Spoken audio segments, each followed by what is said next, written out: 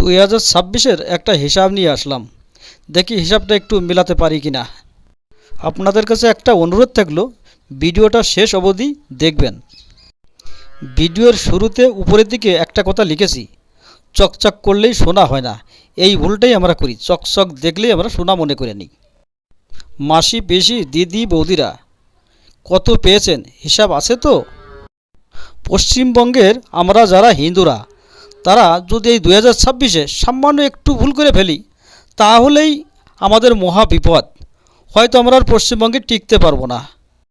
কিসের জন্য এ কথা বলছি হয়তো আপনারা বুঝে গেছেন।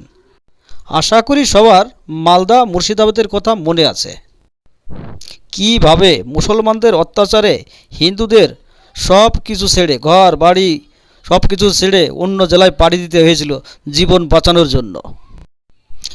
বামেদের ঋণ ছিল 1,86,000 কোটি টাকা।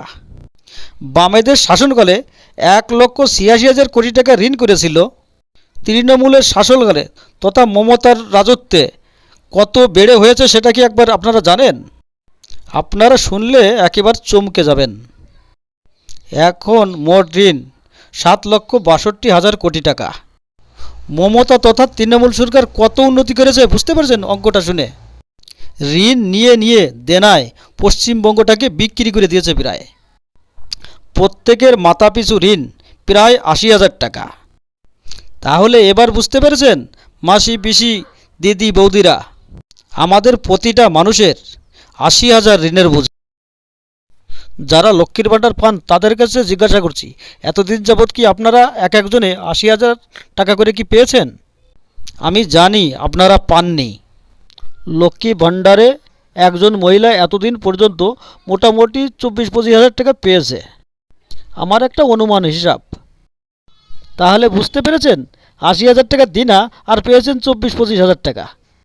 80,000 থেকে কতটা শর্ত তুলে রেখেছে বুঝতে পেরেছেন তো এবার?